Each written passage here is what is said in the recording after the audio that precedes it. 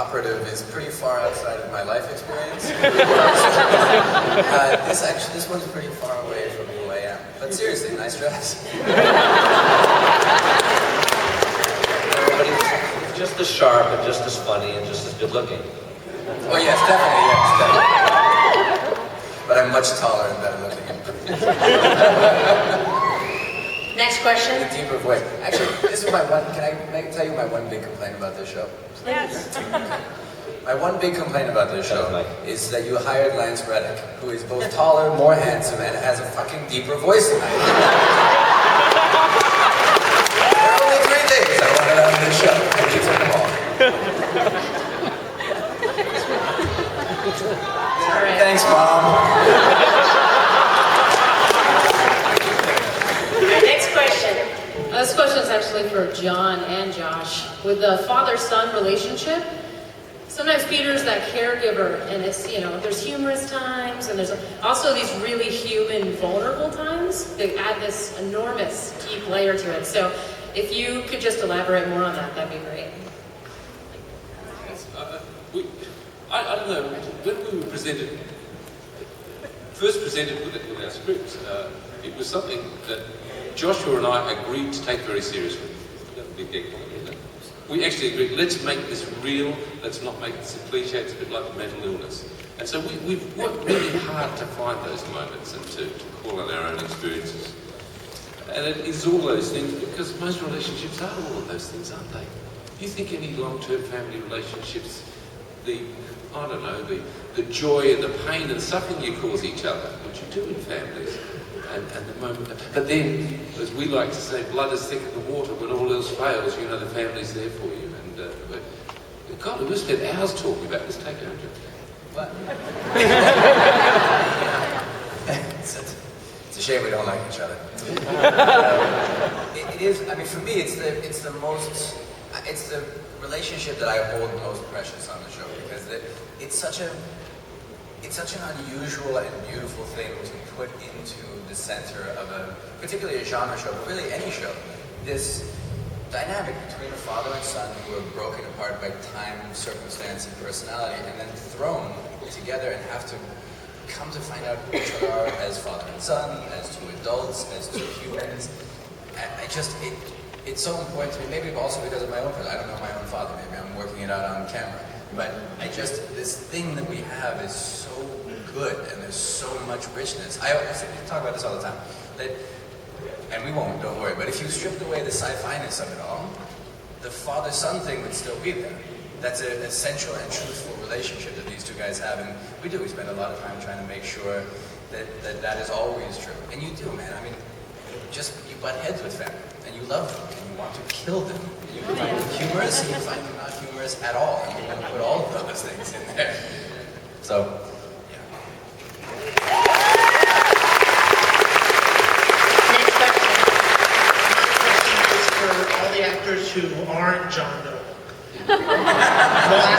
Walter seems to get the lion's share of the water cooler lines, and I was just wondering if you guys, when he's delivering one of his lines, do you guys ever just lose it on set?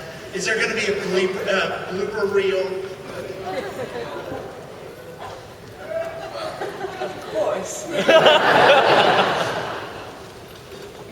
He gets it as long as he pays them. I think that there might be a blooper reel on the DVD. We can probably confirm that before we leave. But I'm not sure that it's appropriate for children. What's the origin of his accent? Anything offensive I may say in this blooper reel, I just want you to know it's in character. Just put that out there. Is there anything offensive that I might say in this blooper reel is in character? just in case. The origin of Walter's accent.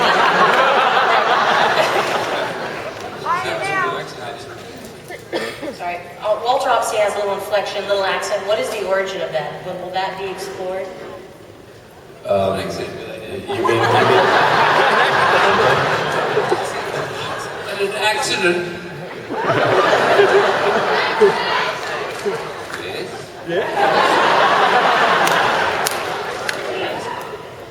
Can I I talk again now? Because I got gagged by the last person. Anyone but Orci or no answer. I really wanted to talk to you. They have to do an accent transplant. The accent is sort of a mishmash of people that I knew that were academics that travelled the world, based in Boston, and it's kind of, I mean, I know academics and their accents are quite unique, a little British, a little American, and that was the basis of it, and what we've tried to maintain is exactly that transatlantic accent. So that's the genesis, and that's what we try to maintain. It's academics sort of do something differently sometimes. It works. Thank you. Next question. Hey, my name is Angela, and this is for Josh. Peter's one of my favorite characters, and when I found out that he was from an alternate universe, it was just like a huge shock. When you read this script, was it as huge a shock for you as it was for us? Yeah. As an actor, you never really want to read the sentence, and he looks at Peter's grave.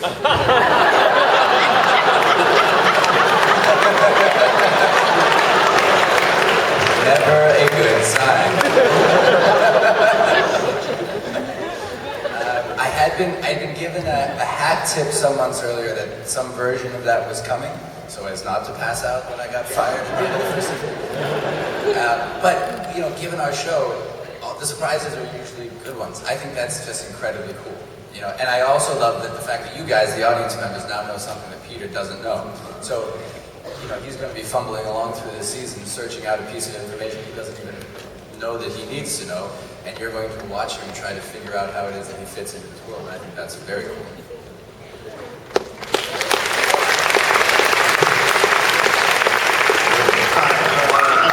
I just want to know, are you going to continue to film in New York and maintain the level of detail that lends to the authenticity of the shots that you do in New York? Because they're great. I mean, it's just so detailed and so authentic. Where have you been?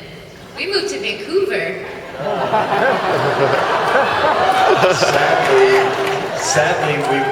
Sadly, we can't afford to film the show in New York anymore. But despite that, the magic of cinema, our show will still be based in Boston and New York. The truth is, it's really a show that's based in Boston, and we were filming it in New York. Yeah, that is. I have one other question about some characters. What's the status of Kurt Acevedo's character? That's Charlie, of course. I think that the rumors of Charlie's demise were premature. But I do think that Charlie's going to undergo some drastic changes, which hopefully will be surprising and entertaining. And we've already met alternate Charlie as well. He had a scar on his face, so Kirk's part of our family. He dies on What? Is there another question? Yes, this is our last question. Sorry.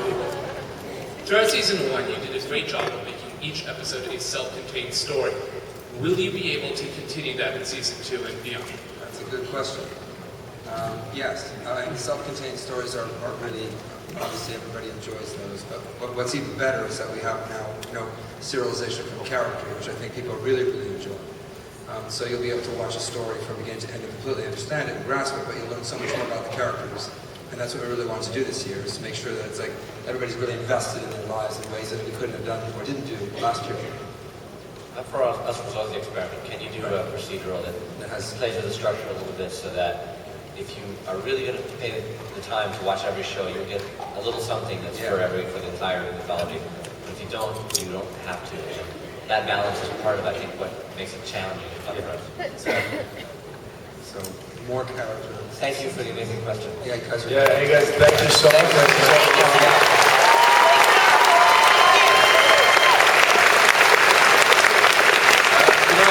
Let me say one final word. Lynette, thank you so much for joining us today and leading us through. Thank you. And I can't tell you what it's like looking out here at you guys. It's such an honour. So most sincerely, thank you for being here.